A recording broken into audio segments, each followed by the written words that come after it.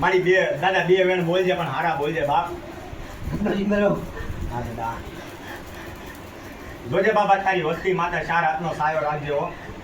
અને કદાચ ખરેખર મારી દાદા કદાચ 750 ગાવ લાંબા થતા હોય અને કદાચ તારા નામના રાવળિયા કરતા હોય, તારી માથે આટલો વિશ્વાસ હોય, પણ દાદા આટલો વિશ્વાસ રાખવા છતાં કદાચ તારી વસ્તીની માલપા કવા આવે તો મારા દાદા રત્ના તારી માથે વિશ્વાસ કેમ રાખો હે?